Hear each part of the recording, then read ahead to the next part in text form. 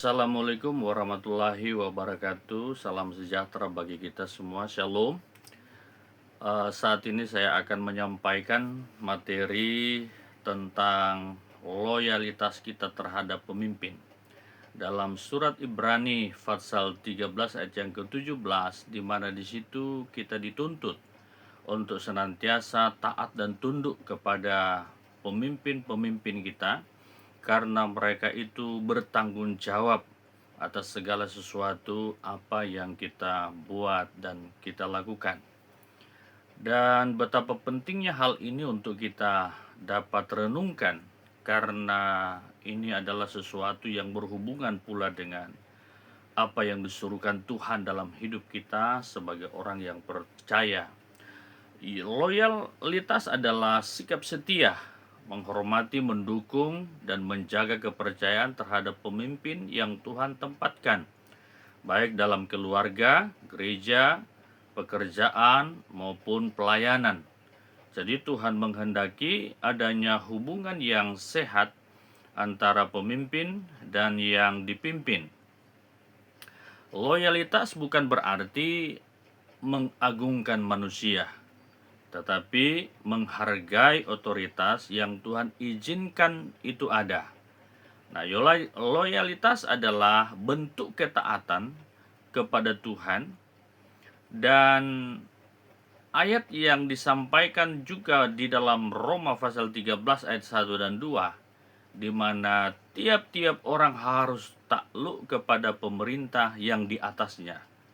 Nah, sebab tidak ada pemerintah yang tidak berasal dari Allah, dan pemerintah-pemerintah yang ada ditetapkan oleh Allah. Jadi sebab itu, barang siapa melawan pemerintah, ia melawan ketetapan Allah, dan siapa yang melakukannya akan mendatangkan hukuman atas dirinya sendiri.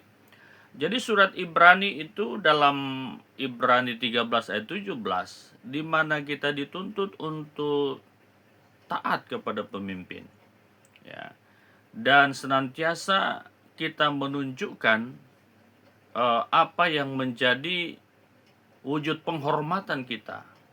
Nah, menghormati pemimpin berarti kita belajar menghormati Tuhan.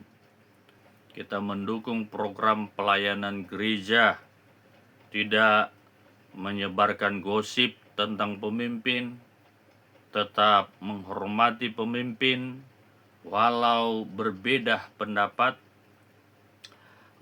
dan kemudian kita loyalitas harus dilakukan dengan tulus. Jadi ayat firman Tuhan dalam surat Kolose pasal 3 ayat 23, apapun juga yang kamu perbuat, perbuatlah dengan segenap hatimu, seperti untuk Tuhan dan bukan untuk manusia. Jadi surat Efesus pasal 6 ayat yang ke-6 sampai 7 pun, ya, jangan hanya di hadapan mereka saja untuk menyenangkan hati orang, tetapi sebagai hamba-hamba Kristus yang dengan segenap hati melakukan kehendak Allah, dan yang dengan rela untuk menjalankan pelayanannya seperti orang-orang yang melayani Tuhan dan bukan manusia. Loyalitas sejati tidak dilakukan karena takut kepada manusia, tetapi karena takut akan Tuhan. Jadi contoh dalam tokoh-tokoh Alkitab kita dapat melihat di sana, di mana kesetiaan Yosua kepada Musa. Nah, jadi kitab Keluaran pasal 24 ayat yang ke-13, di mana lalu bangunlah Musa dengan Yosua abdinya, dan naiklah Musa ke atas gunung Allah. Yosua setia mendampingi Musa. Jadi sebelum dipakai Tuhan menjadi pemimpin Israel pada waktu itu, di mana ia tetap setia kepada Musa. Jadi tetap setia melayani walaupun tidak dipuji, tidak mencari perhatian pemimpin. Jadi melayani dengan hati yang tulus. Kemudian berikutnya adalah di mana loyalitas membawa berkat dan kepercayaan. Kita dapat melihat dalam Amsal Sulaiman pasal 28 ayat yang ke-20. Jadi orang yang mendapat kepercayaan mendapat banyak berkat. Tetapi orang yang ingin cepat menjadi kaya, di mana tidak luput dari hukuman. Jadi Injil Lukas pasal 16 ayatnya yang ke-10.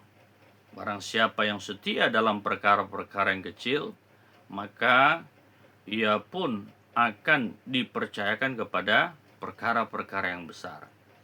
Jadi Tuhan mempercayakan perkara besar kepada orang yang setia dalam perkara-perkara kecil. Jadi loyalitas diuji saat mengalami tekanan, luka hati, dan kekecewaan. Jadi kita dapat melihat di sini bahwa bahaya ketidakloyan atas pemimpin itu bisa kita lihat dalam Bilangan passalnya yang ke-16 ayat 1 dan 3 tentang Bani Korah, di mana ia mengajak orang-orang untuk menentang Musa. Mereka berkumpul menentang Musa dan Harun, dan apa akibatnya? Demikian dalam Amsal 6 ayat 16 sampai 19. Jadi perkara ini menjadi kebencian Tuhan yang menimbulkan pertengkaran dalam saudara. Jadi pemberontakan, iri hati, fitnah dapat merusak persatuan serta pelayanan. Jadi bentuk ketidakloyalan, mengkritik tanpa kasih, menjauhkan pemimpin di belakang, membuat kelompok sendiri, ya, dan menolak bekerja sama. Maka pelajaran dari Bani Korah, ya, Korah memberontak terhadap Musa karena iri hati dan ambisi pribadi. Akibatnya mendatangkan hukuman Tuhan dan perpecahan. Jadi apa yang telah kita pelajari saat ini tentang loyalitas? Pertama, kita harus menghormati pemimpin sebagai otoritas dari Tuhan. Kedua, tunjukkan loyalitas melalui tindakan nyata. Kemudian ketiga, jagalah perkataan terhadap pemimpin. Dan yang keempat, tetap setia walaupun tidak diperhatikan. Serta yang kelima, hindari iri hati dan pemberontakan. Keenam, loyalitas harus tetap berdasarkan firman Tuhan. Jadi dapat kita simpulkan di sini bahwa Tuhan mencari orang-orang yang setia yang dapat dipercaya dan memiliki hati yang tulus. Loyalitas yang benar akan membawa persatuan, pertumbuhan dalam pelayanan, dan juga berkat-berkat yang Tuhan akan suruhkan dalam kehidupan kita. Karena Mazmur 101 ayat 6, mata Tuhan tertuju kepada orang-orang yang setia di negeri, supaya mereka diam bersama-sama dengan Tuhan. Tuhan Yesus memberkati. Shalom.